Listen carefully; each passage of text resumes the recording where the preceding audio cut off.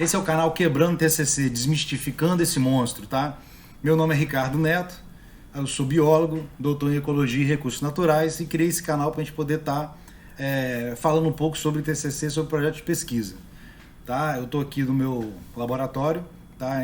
Eu tenho uma empresa de monitoramento ambiental e como tenho contato com bastante estagiário que trabalha aqui com a gente, o tempo todo a gente ouve essa conversa. Pô, TCC, cara, meu TCC tá foda.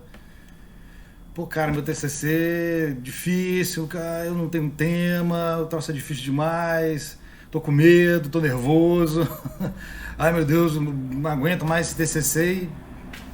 Cara, TCC, para quem entrou na biologia pensando em ser pesquisador, o TCC, a monografia, é a cereja do bolo, cara. Assim, é o que eu mais quero fazer durante minha graduação, né? Então, como observei, né, aqui no meu mundinho, como que isso atormenta, né, os alunos, e eu já via isso quando eu dava aula, né, eu já dei aula na Universidade Federal, já dei aula em faculdade particular, e esse sempre era um tema muito, né, discutido, e os alunos estavam sempre preocupadíssimos demais com isso. Então, cara, o TCC você tem que relaxar e fazer aquilo que você gosta. O melhor momento da graduação é você fazer o TCC. Ok? Então esse canal foi feito para isso e hoje eu vou estar dando uma aula aqui de como fazer um TCC em 2 semanas. Tá exagerado? Parece doideira? Mas você vai ver. É possível se a gente usar, né, a nossa cabeça e conseguir né, botar bem claro, usando o método científico, o que a gente quer para poder fazer o nosso TCC, o nosso projeto de pesquisa, seja lá, né, o que vocês estão pensando em fazer, ok? Então, bem-vindos, né, ao primeiro episódio do canal Quebrando TCC. Vou dar uma diminuída aqui na minha janelinha. Aqui tá bom?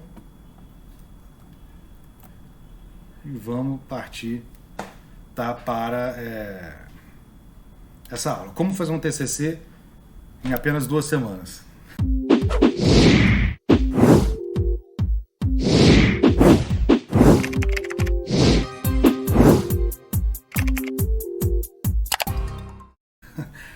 É mentira? É muito bom para ser verdade? É claro que existe um certo grau de dedicação para você terminar isso em 2 semanas.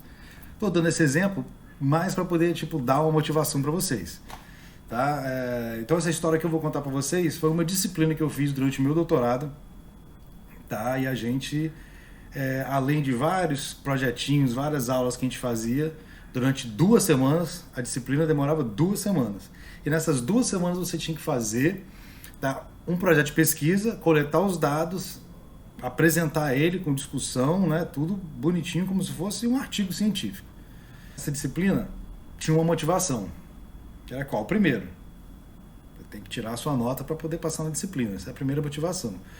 Segundo que nos programas de mestrado e doutorado você tem um coeficiente.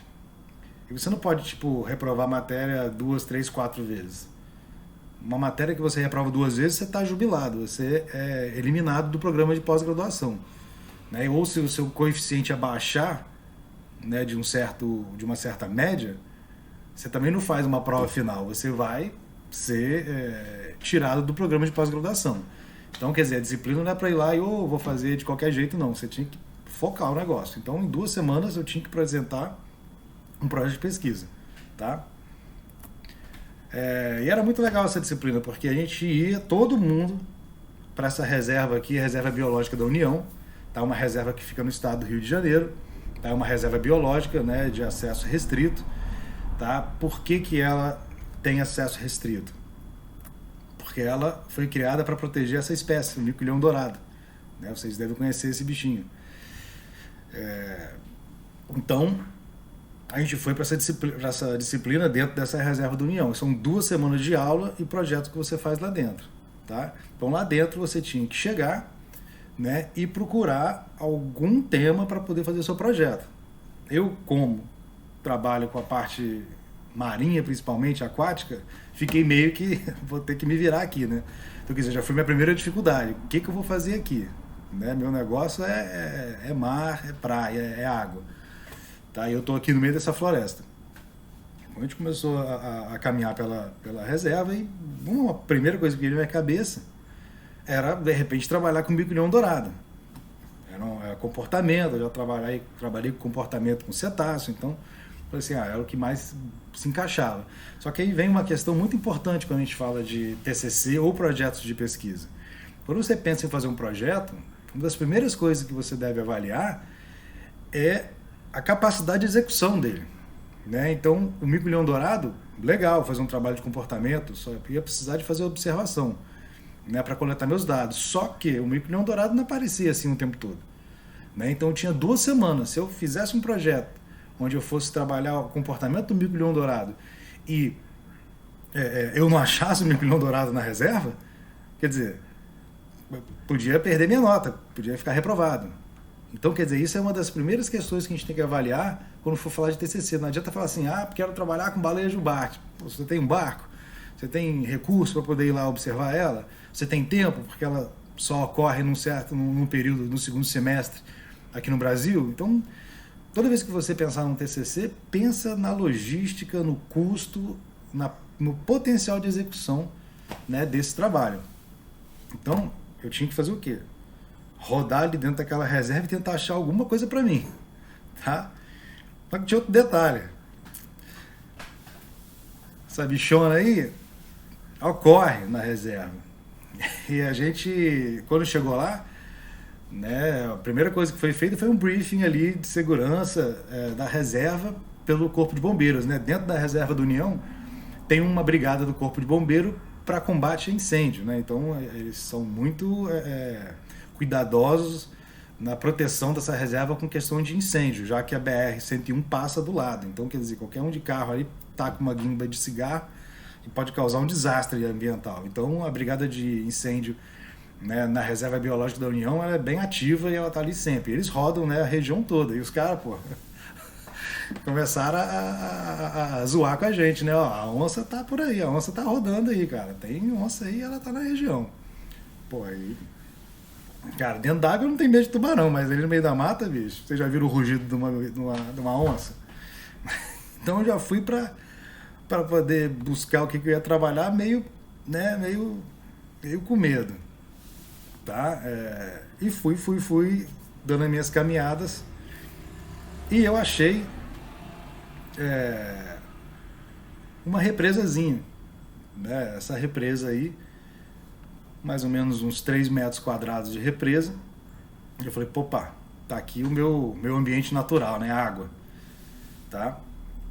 E a primeira coisa que a gente faz no método científico é observar. Tá? Então, a observação é um dos pontos mais importantes da pesquisa. Se você não observa um fenômeno, você não consegue trabalhar qualquer tipo de hipótese e método sobre esse fenômeno, se ele não existe. Então, a primeira coisa que você tem que fazer é ter um olhar crítico, um olhar, né, uma observação da natureza de maneira crítica. Tentar entender o que está acontecendo ali. Então, essa era a minha oportunidade de trabalhar com um tema, né, com a parte que eu gosto, que é de água. Tá? Depois que você faz a observação de um fenômeno, aí você começa a problematizar esse fenômeno. Tá? Você observa o fenômeno biológico, o fenômeno ecológico e fala, por que isso está acontecendo? Né? Isso é problematizar. Por que isso está acontecendo? Por que isso acontece desse jeito? Por que isso não acontece? Para que você possa formular uma hipótese. Bom, isso acontece em função desse e desse fator. Tá? Então você observa, problematiza e formula uma hipótese. Para depois buscar um método mais apropriado na literatura para você conseguir obter a sua resposta, né, da sua pergunta. E depois você vai escrever seus resultados, a discussão, né, e concluir baseado na sua hipótese de trabalho. Tá? Então, o método científico ele é baseado nesses 4 pilares aí. Né, vamos colocar observação, problematização, formulação da hipótese e aplicação do método, tá, e discussão dele para que você possa chegar a uma conclusão, né, ou uma teoria até. Tá? Então esses são os passos básicos do método científico. Quando a gente quer trabalhar com TCC, muitas vezes a gente nem pensa nesse método científico. A gente simplesmente chega assim, eu quero trabalhar com primatas, eu quero trabalhar com botânica, mas entendeu? A gente esquece de pegar e observar, problematizar, formular hipóteses, porque aí fica muito mais claro de você trabalhar seu TCC. Então vamos lá, para o nosso estudo de caso aqui, eu na reserva da União, né, buscando o meu trabalho. Então eu peguei e fiquei ali nessa represa, observando, olhando. Esse é trabalho de biólogo. Né, quando o pessoal sacaneia, o trabalho dele é observar a natureza. Realmente, é observar a natureza mesmo. Né, então comecei a observar aquela represa e percebi que tinha uns camarõezinhos andando ali. Esses camarões são do gênero Macrobrachium. Tá muito comum em água doce. Eu observei os camarões e aí fiquei ali, né? Comecei a ver os camarões, legal. Os camarões ali.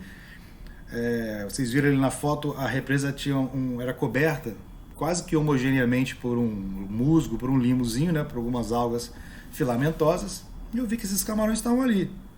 Né? Você viu o movimento, né? Dos apêndices ali fazendo, né, o revolvimento do sedimento, né? Ou seja, basicamente eles estavam forrageando, né, se alimentando. Então, nesse momento você tem que trazer o seu conhecimento teórico para campo, né? Tudo aquilo que você tem vendo na faculdade, né, nas aulas, estudando, você tem que trazer isso para esse momento agora de observação. O que ele está fazendo? Está forrageando, né? Está aqui trabalhando o recurso alimentar, tá? E aí você começa a ver, por que está se alimentando, por quê? Né? Obviamente, ele está buscando recurso para o seu ciclo de vida. Como que eu posso trabalhar isso? Né? E você tem que sentar ali e realmente ficar se perguntando por quê. Né? Ele está se alimentando aqui, será que ele se alimenta só dessa alga filamentosa? E você vai pensando, como que eu vou buscar aqui, né, problematizar esse fenômeno que eu vi, que eram os camarões, né, forrageando numa represa. E aí, num belo momento, né, eu observo um outro camarão se aproximando e o bicho pegou. Os dois, quando se encontraram, houve uma interação agonística. Né? O que é isso? Ou seja, teve uma interação, tá certo, de embate. Os camarões começaram a lutar pelo mesmo recurso, até que um deles foi expulso. Então, já bateu na minha cabeça, olha aqui. Eu tenho aqui um recurso alimentar, que são as algas filamentosas. Eu tenho aqui os camarões forrageando esse recurso. E em certo momento vem um camarão e eles interagem de forma agonística, ou seja, observei um comportamento territorialista. Então, quer dizer, olha só, já comecei a observar um fenômeno que parecia ali comum, sem muito que, né, trabalhar devagar sobre ele, e de repente eu observo um comportamento de territorialismo. Ou seja, por que ocorreu esse evento? Né? A interação agonística veio porque existe algum problema ali em relação a espaço e alimento. Tá? Se não tivesse esse problema, os camarões iam forragear e eles não iam entrar em embate. Então, quer dizer, eu consegui observar um fenômeno, que era o forrageamento do camarão, e um comportamento territorialista. Ou seja, problematizei. Será que espaço e alimento aqui está sendo um problema dentro dessa população de camarões? Tá? E aí vem a bagagem teórica que você traz das suas aulas, né, que você vai estar estudando. Então, quer dizer, aqui eu identifiquei que eu posso trabalhar um modelo de densidade e dependência. Né? As populações elas são reguladas. Uma população ela não cresce para o infinito, existe um teto. E esse teto ele vai ser determinado por modelo de densidade, que normalmente a gente vai trabalhar com dois, que é a densidade dependente ou a densidade independente. Vou só dar uma sintetizada nisso, que não é o foco aqui agora da nossa aula. Então, o que é uma população que ela é controlada de maneira densidade dependente? Ou seja, a população ela é regulada por fator biológico, normalmente competição, predação, né, ou presença de alimento, disponibilidade de alimento. Então aqui a gente tem um modelo clássico aqui, ó. A gente vai observar, que é o modelo presa e predador, né? O que acontece aí nos modelos presa e predador? Quando você tem a presa aumentando a densidade, a população da presa, automaticamente o predador, com mais disponibilidade de recursos, consegue se alimentar melhor e, consequentemente, vai estar tendo mais cria, vai ter recurso, vai estar bem, né, e vai estar se reproduzindo. E aí você aumenta a população de predadores. Só que quando você aumenta a população de predadores, né, eles vão fazer uma pressão sobre a população de presa. Aí a população de presa faz o que no segundo momento? Diminui, por conta do excesso de predação. E aí, o que acontece com os predadores? Falta de alimento, os predadores começam a ser regulados agora pela presa. Então, a presa e o predador vai regulando um ao outro. Cresceu quantidade de alimento, presa, predador cresce junto. Ou seja, cresceu a quantidade de predador, automaticamente a presa vai diminuir pelo excesso, né, de uso do recurso. Aí o predador cai logo depois. Isso é um modelo de densidade dependente. Tá? E a densidade independente, ela é regulada por fator físico. Ou seja, que o meio biótico não tem controle. Por exemplo, clima, onda, poluição. Né? Enquanto eu estou gravando esse vídeo, a gente está vendo aí, né, um sério problema que está tendo no Pantanal em respeito às queimadas. Né? Claro que essas queimadas, na maioria delas, são criminosas. Mas você tem o cerrado como um ecossistema que tem, por natureza, fenômenos de fogo. Tá? E ela já é adaptada para isso. Então o fogo ali regula, por exemplo, o crescimento da população. As populações no cerrado são reguladas de certa forma, em certo grau, pelas queimadas, por exemplo. Ou, por exemplo, em Costão Rochoso, quando o batimento de onda é muito, muito forte, ele vai sempre restringir o crescimento de algumas populações de alga. Se fosse um remanso, talvez certas espécies de alga iam crescer em excesso. Então a onda remove, né, ocasionalmente indivíduos da população e acaba regulando. Então, densidade dependente quando a população é regulada pelos fatores biológicos e densidade independente quando a população é regulada por fatores físicos, tá? Como o clima, por exemplo. Então a gente está trabalhando aqui com uma população densidade dependente. E só para ilustrar para vocês como que ocorre esse comportamento aí de forrageamento, trouxe um videozinho para vocês. Né? Os camarões, de maneira geral, assim como o macrobrachium, eles normalmente forrageiam aí sobre material particulado, né, que você tem no fundo de rio ou do mar. E né, você está vendo aí como que eu estava observando lá essa interação. Um camarão chega perto do outro e vai estar disputando aquele alimento. Você vê que esse ambiente é um ambiente de aquário, quer dizer, foi dado uma ração, né, numa quantidade limitada, então, né, espera-se que os camarões vão estar brigando por esse recurso. Esses aí até estão civilizados, parece até que eles estão dividindo o alimento. Tá? É isso aí que eu estava observando ali naquela represa. Exatamente esse comportamento. Aqui a gente não está vendo um comportamento tão agressivo quanto eu observei lá na nossa represazinha. Tá? Mas essa aí é só para vocês terem uma visualização, né, do que eu estava observando naquela represa. Agora expulsou ele. Então, o comportamento territorial, ele é uma adaptação à limitação de recursos. Tá? Então, o territorialismo, ele se dá em função da proteção de alguma coisa. Aqui no nosso caso, a gente está vendo que é o recurso alimentar, mas também se aplica a períodos de reprodução, de proteção à fêmea, né, de manutenção de clãs, né, de famílias. Então ele protege, né, um macho alfa vai proteger o seu clã, suas fêmeas, para que a genética dele seja passada adiante. A gente também vê territorialismo com relação à proteção à prole, né, quer dizer, peixes, por exemplo, que tem ali seu ninho ou tem seus filhotes, ele fica agressivo num certo momento, né, do ciclo de vida dele para proteger a prole. Então o comportamento territorial ele é uma adaptação, tá certo? A limitação de recursos ou de qualquer outro aspecto que seja importante no ciclo de vida da espécie. Tá? Só que o territorialismo é um comportamento, né, uma interação agonística que pode trazer, né, prejuízo, tá certo? Com relação a ferimento, até mesmo morte no embate, ou também gasto energético e gasto de tempo. Né? Então, quando o organismo entra, tá certo, num processo de defesa, de territorialismo, ele está deixando de se alimentar, ele está deixando de se reproduzir, ele está deixando de fazer uma série de outros comportamentos importantes do ciclo de vida dele. Né? Então, o territorialismo não é simplesmente, eu sou brabão aqui, vou para cima dos outros e pronto. Ganhei a briga e acabou. Não, essa briga teve um custo energético, ele vai ter que agora se alimentar um pouco mais por conta disso. Né? Pode ter um risco físico. Então, a defesa de um território vem com custo. Tá?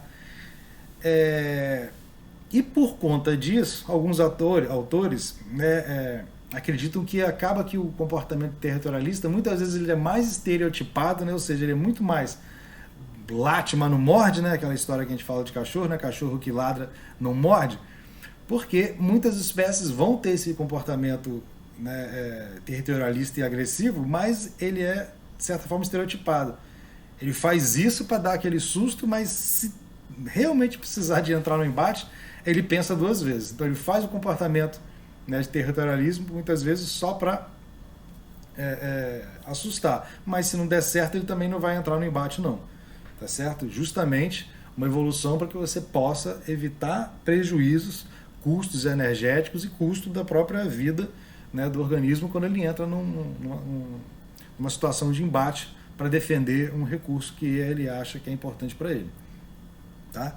Então, bom, eu observei o fenômeno, os camarões ali forrageando, né? Continuei observando que aquilo ali não era o suficiente para eu poder formular um problema. Vi que um camarão veio, se encontrou com um camarão num ambiente que tinha alimento e houve uma interação agonística, houve um comportamento territorialista ali. Quer dizer, eu já comecei então a problematizar. Bom, me parece que recurso aqui pode ser limitante, pode ser escasso, pode ser um fator que faça com que essas populações tenham um comportamento, né, territorialista. Então, vou formular minha hipótese. Tá? Então, minha hipótese 1, que eu formulei ali naquele momento, na beira da lagoa, na beira da represa.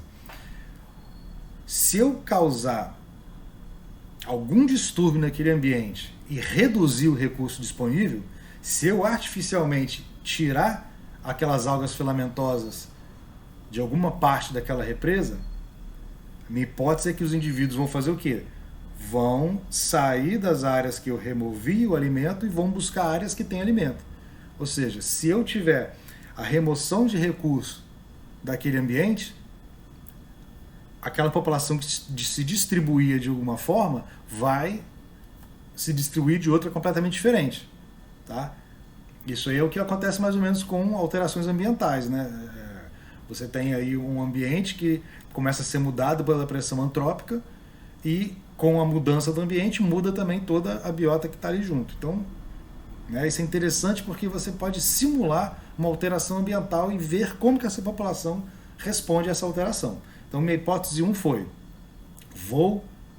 se eu reduzir o alimento, esses meus camarões vão começar a se concentrar nas áreas que restaram alimento? Essa é a minha hipótese 1. E minha hipótese 2, se eu fiz essa redução dessa disponibilidade de recurso, e se os camarões realmente se agregaram para poder disputar um recurso remanescente que sobrou, vai haver um aumento da taxa de comportamento agonístico? Né? Então, quer dizer, duas hipóteses que eu formulei. Primeiro, se eu reduzo o alimento, as populações vão fazer o quê? Vão se deslocar para locais onde sobrou alimento. Ou seja, alteração da distribuição da população no ambiente. Hipótese 2, se eles se agregarem para poder alimentar no mesmo lugar, provavelmente eu vou ter um comportamento territorialista maior.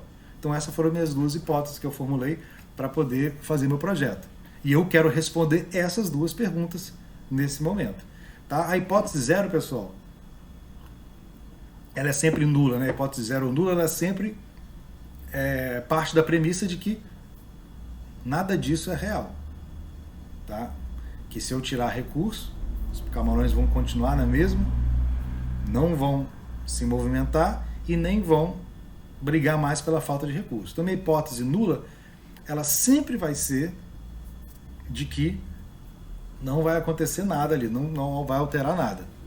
Tá certo? É de que as populações vão permanecer como elas estão, né? Que o fenômeno vai permanecer como ele está. Então vamos lá. Bom, fiz minha hipótese, eu tenho que fazer o quê? Buscar uma metodologia para poder testar essa minha hipótese. Tá? Aí que vem, o que eu fiz? Estava lá no Big Brother, todo mundo fechado na reserva, eu não tenho muito recurso, tinha que me virar ali com o que eu tenho. Então pedi para o professor adquirir pelo menos para mim uma telazinha bem fininha, tá? Para eu fazer o quê? Como a represa era pequena, eu dividi a represa no meio. Então, como vocês podem ver aqui, eu deixei uma área que eu chamei de controle e outra área que eu chamei de experimento. Tá? Tinha uma profundidade que varia de 10 a 30 centímetros, né? Aqui na área de experimento eu fiz esse quadriculado justamente para poder não ter a profundidade influenciando, né, nos meus resultados. Tá? De repente, no lugar mais fundo brigava menos do que no lugar mais raso. Então, para evitar isso, eu fiz essa mescla. Então, quando eu quero identificar se a população ela é densidade dependente, o que eu tenho que fazer? Eu tenho que manipular o recurso. Essa que é o que eu posso fazer para poder testar essa minha hipótese. Então eu vou manipular o recurso, dividir essa represa no meio, para que os camarões da área de controle não passassem para o experimento e nem vice-versa. E vou manipular o recurso. Na área controle, eu selecionei 9 áreas, quadrados que a gente chama, né, para fazer as minhas amostragens. E na área de experimento também. Coloquei um pouco mais, 14, tá? Aqui não está aparecendo 14, mas são 14. E na área verde eu não mexi. E na área vermelha eu fiz o quê?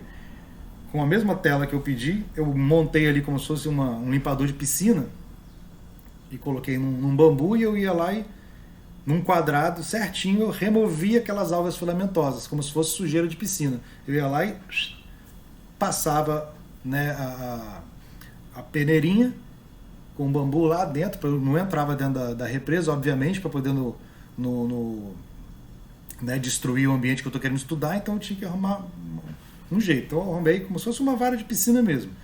Ia lá e ia raspando e fiz nessa área de experimento como se fosse um tabuleiro de xadrez.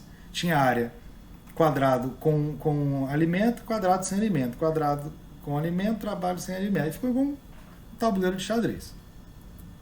Para vocês verem aí, tá vendo? Na verdade foi um bambu, não, foi um tubo de PVC que eu tinha lá. Fiz ali uma gambiarra, peguei um arame, construí uma redinha de piscina e fomos lá. Então você está vendo que a represa foi dividida aqui ao meio, tá? Fiz ali meus cambalachos, consegui dividir ela e depois fiz essa manipulação, fiz esse tabuleiro de xadrez dentro dessa represa. Biólogo tem que ser criativo, cara. Biólogo é o cara mais criativo do mundo. A gente é o bicho.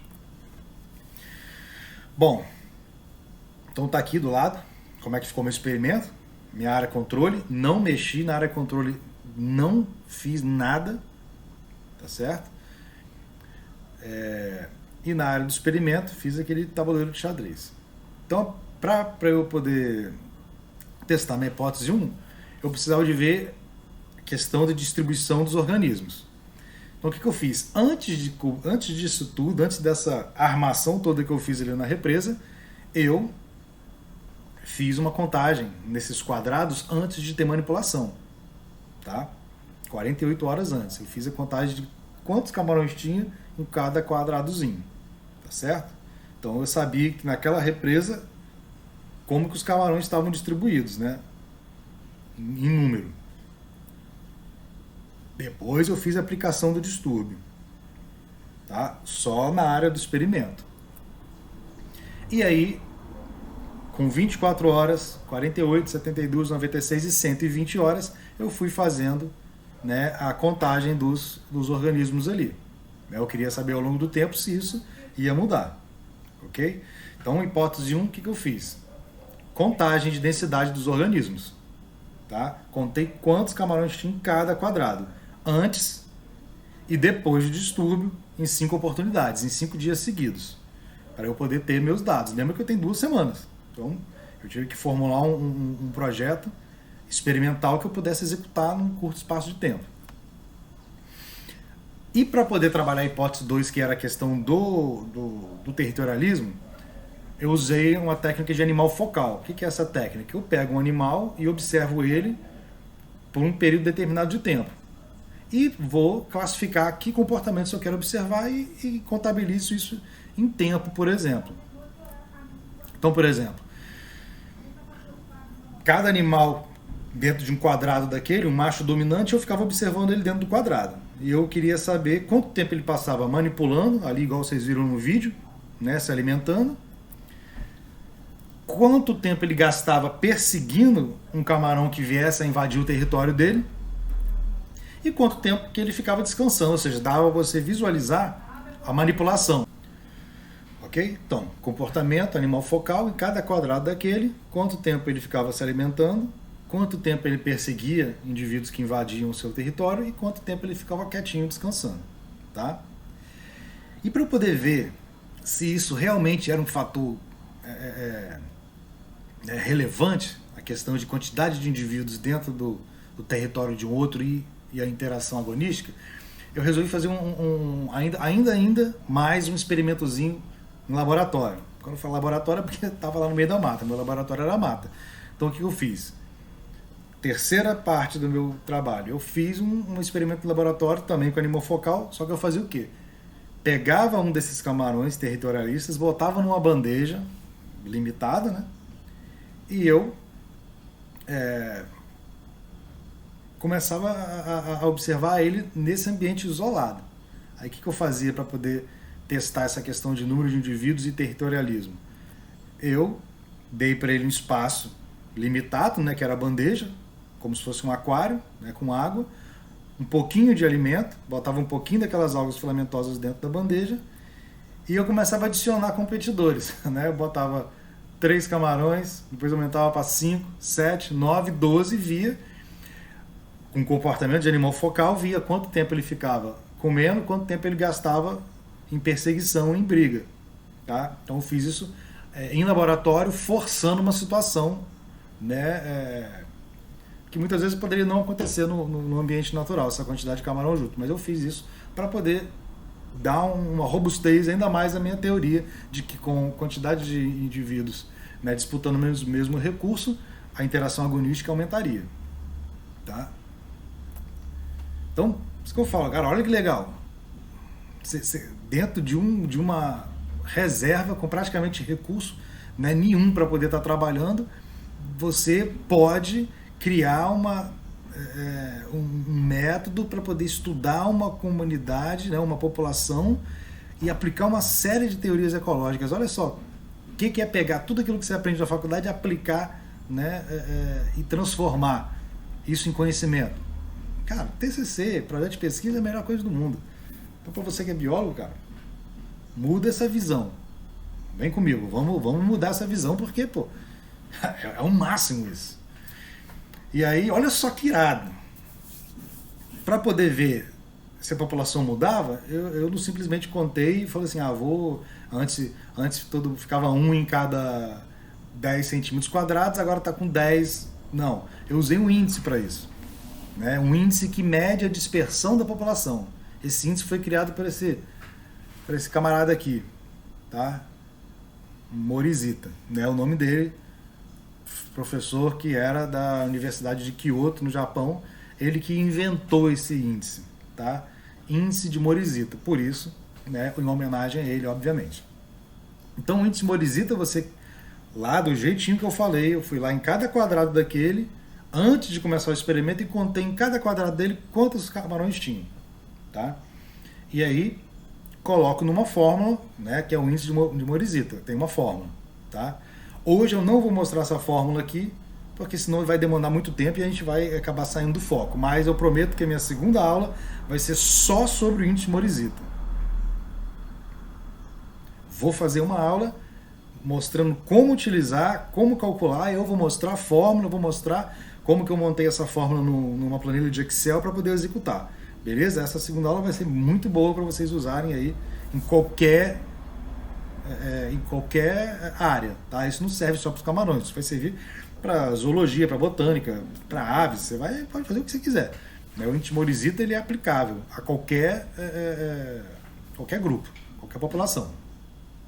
Então, quando você bota os dados lá de quantos camarões eu achei em cada amostra, né, em cada quadrado, nessa minha fórmula, se essa fórmula for igual a 1, a minha distribuição é aleatória. Se esse valor for menor do que 1, eu digo que essa população tem uma distribuição homogênea, ou seja, ela se distribui de maneira igual no ambiente que eu estou estudando. Tá? Então, índice igual a 1, distribuição aleatória, sem padrão. Distribuição homogênea quando o índice der menos do que 1. E se o índice der maior do que 1, eu tenho uma distribuição agrupada, como a gente está vendo aqui.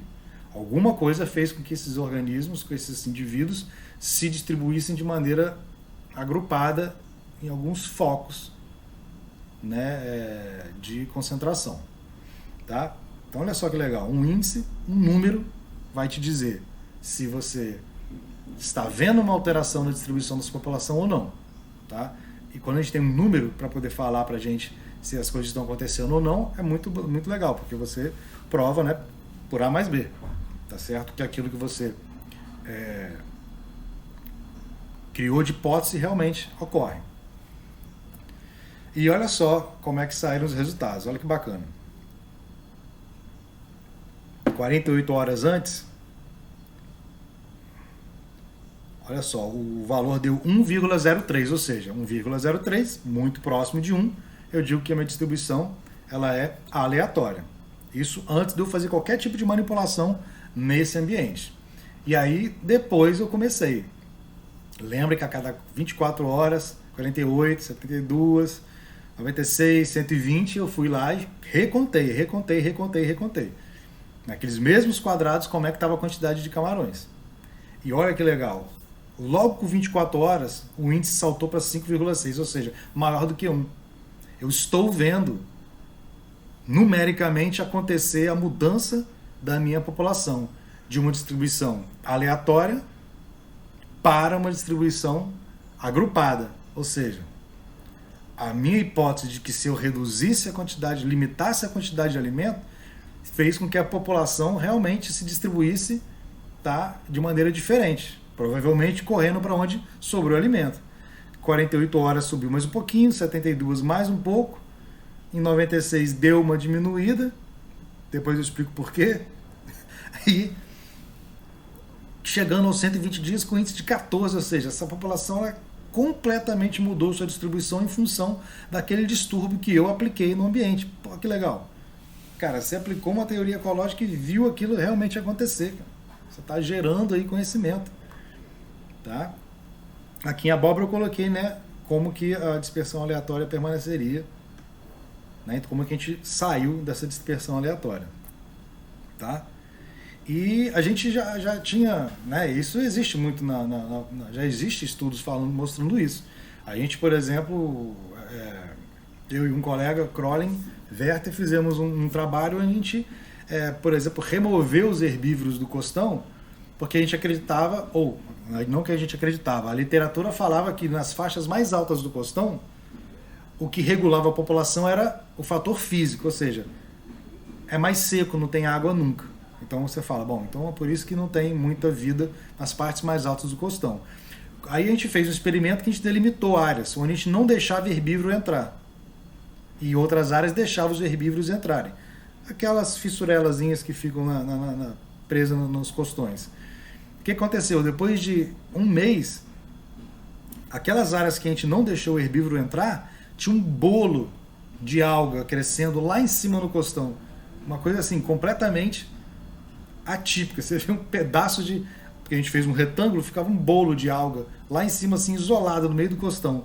O resto tudo pelado e aquele bolo de alga. Por quê?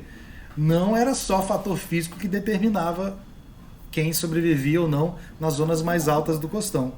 Também tinha um efeito biológico, né? Quer dizer, a gente fez um experimento de 1 mês e conseguiu provar ali naquela região que o fator biológico também é fundamental lá em cima, porque se não tiver os herbívoros para raspar o costão na faixa superior, a alga cresce. Então ela só não cresce lá em cima, não é porque não tem água, é porque o herbívoro não deixa, né? Então, quer dizer, estudos de modelos de densidade de dependência são muito interessantes para a gente trabalhar, porque a gente descobre como que a natureza está trabalhando. E isso serve para a gente fazer o quê?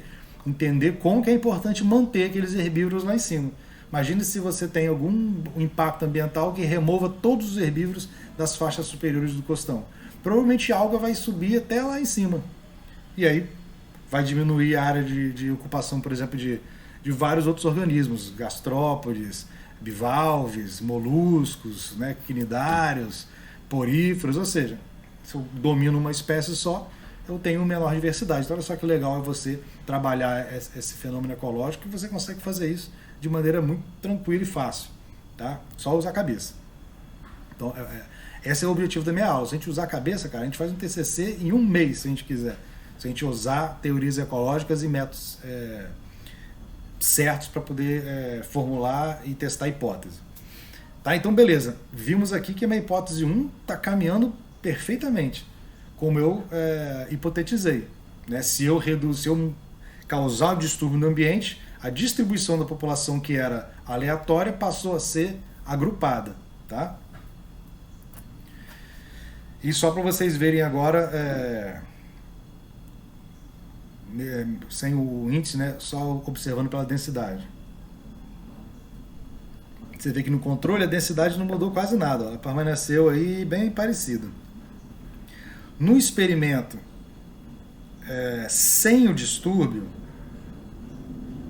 melhor, no experimento com distúrbio, onde eu tirei o alimento, você vê também que a média ficou baixa, porque, claro, eu tirei o alimento, os camarões não iam ficar ali. Eles iam para onde? Para o abóborazinho aqui, ó, no experimento, né, sem distúrbio, que eu não tirei a alga, que ficou a alga. Então você vê que a média aumentou.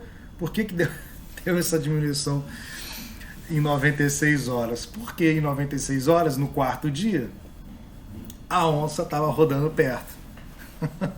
Os bombeiros ficaram lá zoando a gente, só impregnando a gente, falaram, a onça tá por perto, os caras sacana, pô, a onça tá por perto. E eu tava lá fazendo, né, a cada 24, 48 horas, depois que eu fazia a minha coleta de dados, eu dava uma manutenção, né, quer dizer, às vezes um pouco daquela alga tinha caminhado para a área que eu tinha tirado, eu ia fazer uma manutenção para poder deixar aquilo, né, limpinho, bonitinho, na forma do xadrez, né, e aí nesse 5º dia, eu peguei, fui lá, coletei meus dados e comecei a pensar. Só para contextualizar, eu escolhi aquela represa não só porque eu gosto mais de água, mas porque também ela estava perto da sede. Então, quer dizer, menor a chance de encontrar a pintada. E só que no 5º dia, cara, eu tava lá fazendo as minhas contagens e tal, não sei o que, e eu comecei a pensar, pô, e se a onça ficar com sede, velho? E se a onça ficar com sede? Ela vai vir na represa, meu irmão. Eu tô achando aqui que eu tô mais protegido do que os outros que estão andando no meio da mata aí atrás dos projetos dele, pô, e se essa onça resolver beber água? Bicho, aí lascou. Aí, meu irmão, infelizmente, no dia anterior aí, a minha raspagem foi meio rapidinha e talvez por isso deu esse erro. Importante também trazer essa informação aqui, porque para você seguir o seu protocolo à risca, porque você vê que qualquer alteração nos seus métodos pode causar um distúrbio. Sorte que logo depois que eu fiz a manutenção direita, subiu de novo essa média e o índice você viu que continuou subindo sempre. Né? Então, ainda bem que o medo da onça não foi um fator que prejudicou, né, o meu projeto aí. Tá? E quando a gente fazia aqui, fez o teste estatístico, a gente viu que realmente, ó, no ambiente aqui no meio, né, aqui no meio, o ambiente que você não fez, né, distúrbio, que estava lá com as algas, a média foi maior de camarões. No controle a média foi menor, obviamente, lá não teve distúrbio nenhum, estava tudo normal. E na área que eu fiz o distúrbio, que era onde eu não tinha alimento nenhum para camarão, obviamente a média foi menor, né? Se eu não tinha alimento, o camarão não tinha por que ficar ali, tá? Então eu fiz o teste estatístico e essa minha teoria também teve uma validação estatística, né? Porque eu consegui ver que essa diferença da média de local onde restava alimento para o local que não tinha alimento e para o controle, ela foi significativamente diferente, tá? A média aqui para vocês verem, ó, com distúrbio, né, onde eu fiz, ficou em 0,9 a média de camarões por quadrado. E antes do experimento estava 2,2. E no local que eu fiz, que eu deixei, né, no experimento com alimento, a média foi de até 3. Né? Então, ou seja, como a gente havia falado, a hipótese 1, né, os distúrbios provocados no ambiente reduzirão os recursos disponíveis de maneira a concentrar os indivíduos da população sobre as áreas com recurso remanescente. Essa é a minha hipótese. Foi aceita ou não foi aceita? Hipótese aceita. Metade do meu trabalho já está feito. Elaborei um projeto com as minhas etapas do método científico. Minha hipótese foi aceita. Show de bola. Beleza? Sempre lembrando que a hipótese zero, como eu falei, geralmente afirma que não existe relação entre os fenômenos que eu pensei. A hipótese nula é mudar a disponibilidade de recurso não vai afetar a distribuição da população de camarões. Essa é a hipótese zero. E a gente tenta fazer o quê? É desprovar ela, né? Tentando aprovar a hipótese 1. Beleza? Show de bola, metade do meu trabalho, pum, feito. Bom, vamos lá. A segunda parte do experimento, a parte comportamental, né? Através de animal focal, que eu fiquei observando o que os camarões faziam. Forrageava, fazia interação agonística, territorialismo ou descansava. Coluna preta no controle, coluna achurada no experimento.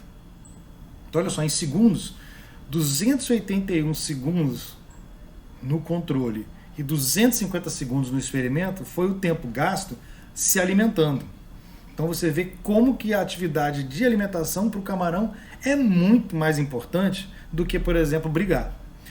Claro, como eu fiz o experimento, você vê que na interação agonística, na área controle, apenas 11 segundos foi observado o territorialismo, enquanto que na área do experimento aqui, 24 segundos foi observado a interação agonística.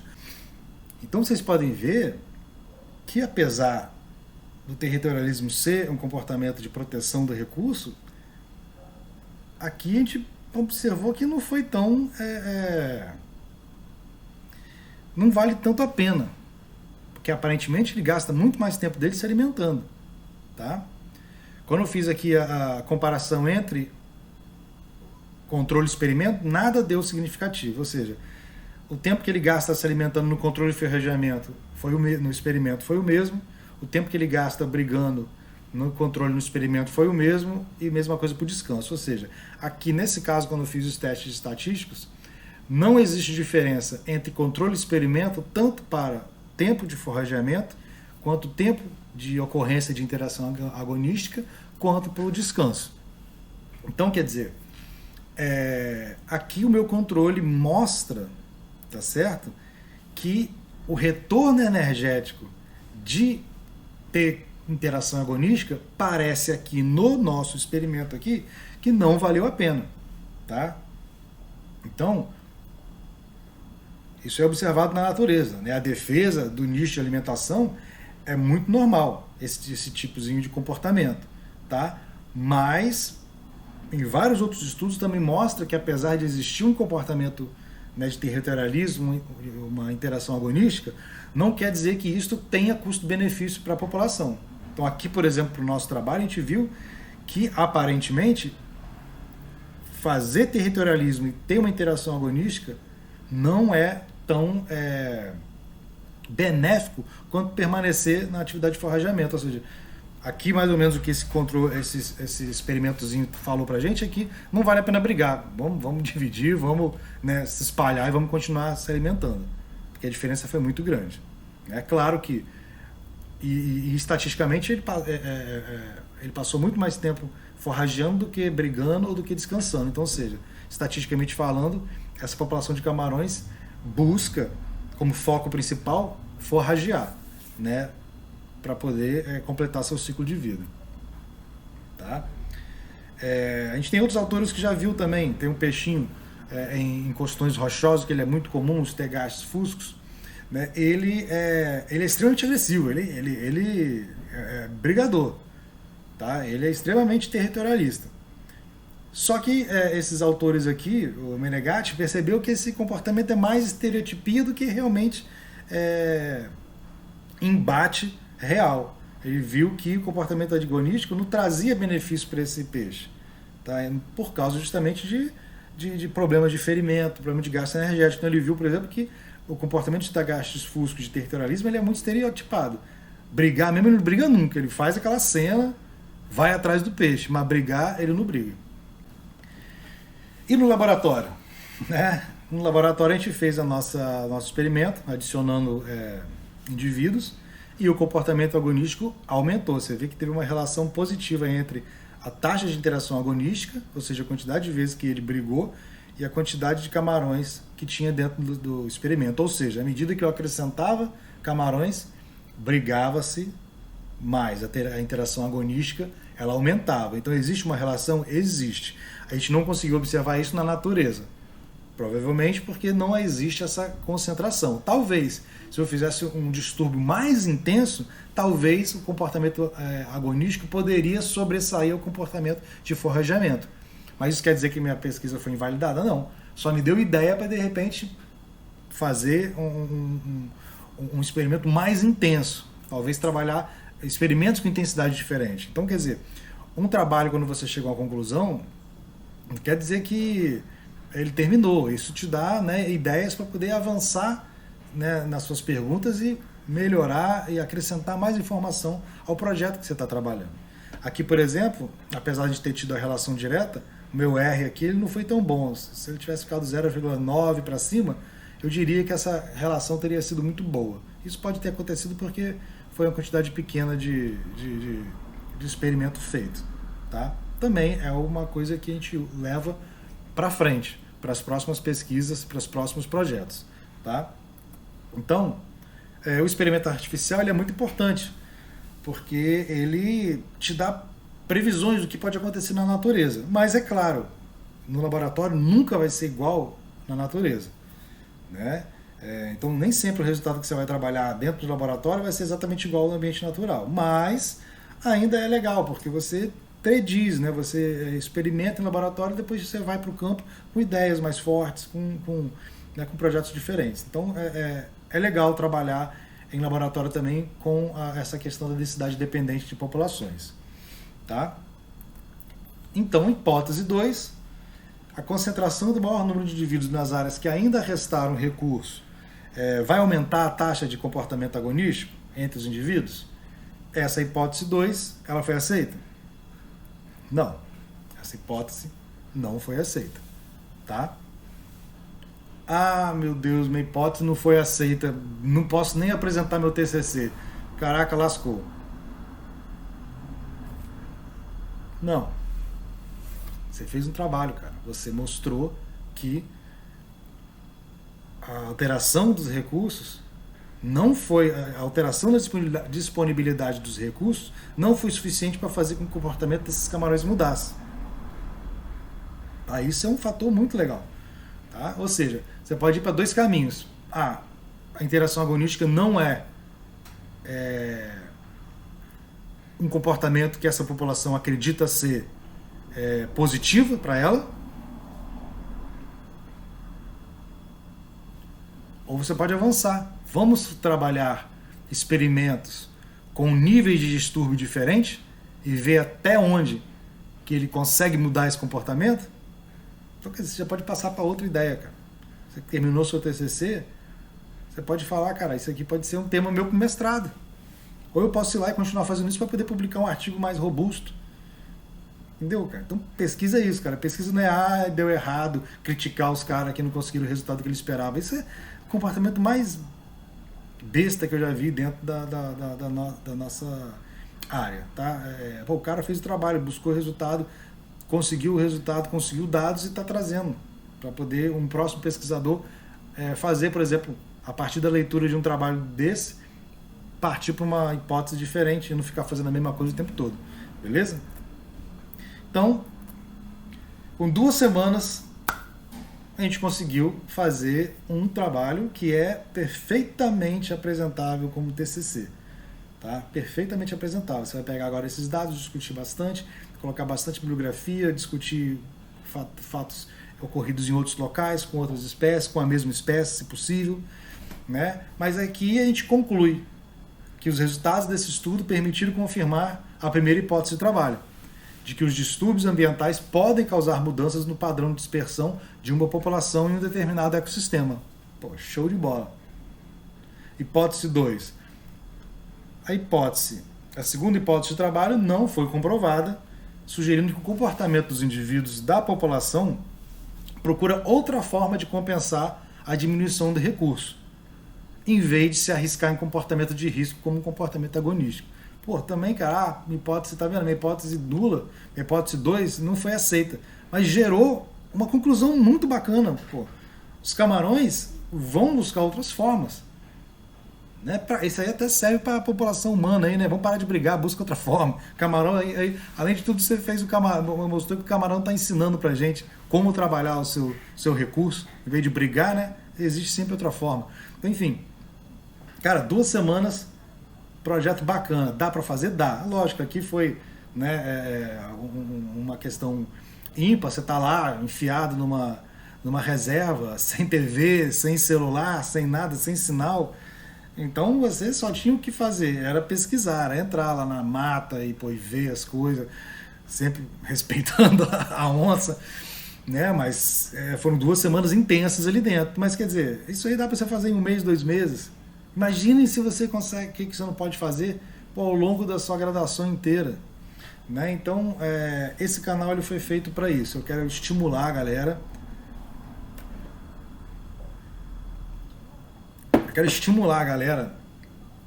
A buscar o melhor TCC que você pode fazer, cara. Porque, além disso, formar você como cientista e pesquisador, você vai estar gerando conhecimento, cara. Conhecimento para...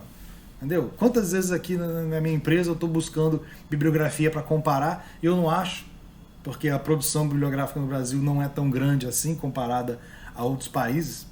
Quero procurar aqui, porque eu quero comparar aqui o que eu achei no monitoramento para ver se teve impacto, e quero comparar com outro ambiente, eu não consigo achar tanta bibliografia disponível assim. Então, cara, esse canal eu quero vir para ajudar a galera, trazer conteúdo, trazer aula, para fazer vocês fazerem um TCC bacana, não ficar comprando TCC por aí, fazendo revisão bibliográfica.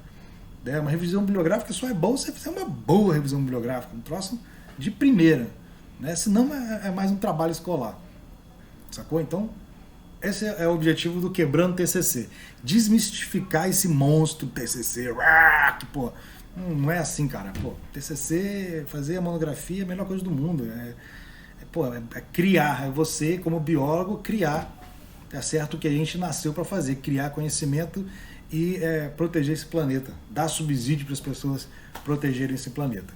Beleza? Vou deixar na descrição do vídeo. Vou deixar... o artigozinho que eu escrevi para vocês lerem, né, como ficaria, né, isso aí no papel, né, digitado, então vocês podem ter isso aí noção, ter como material para vocês. Tem também o e-book, que é justamente o conteúdo dessa pesquisa que eu fiz nessa disciplina. Tá? Tem um canal do Instagram, onde eu passo várias dicas de profissão biólogo, né? Quer dizer, como eu falei para vocês, eu tenho uma empresa, a gente faz monitoramento ambiental, eu estou sempre no campo, então eu estou sempre dando dicas de como trabalhar no campo, dos trabalhos que existem do campo, mostrar mesmo como que é a vida de biólogo, tá certo? Trabalhando em função de preservação ambiental, de monitoramento ambiental. Então tem o Instagram, tem o TikTok também agora, tá certo? Também passo aí umas informações. Vira e mexe, eu estou indo para campo e nesses momentos de campo eu estou sempre postando o que a gente está fazendo lá. Beleza? Espero que vocês tenham gostado. Vou começar a postar agora vídeo frequentemente sobre vários temas. Próxima aula, conforme combinado, vou ensinar como é utilizado o índice de Morizida. Vou ensinar a parte teórica, eu vou ensinar a parte prática também. Vou ensinar como calcular. Vou mostrar aqui a tabela de Excel, como inserir os dados, como coletar os dados e como plotar eles para sair o resultado. Beleza? Prazer estar com vocês. Aguardo vocês aí. Se inscreve no canal, que aí vocês vão ser notificados. Tá? Não deixe de se inscrever no canal. Compartilha também. Tá? Compartilha com a galera. O pessoal que está aí precisando de fazer TCC, o pessoal que gosta também desse tema. Tá certo? Compartilha. Clica aí no sininho, blam, blam, blam aí, e aguardo vocês aí no máximo em uma semana com uma nova aula, beleza? Até mais.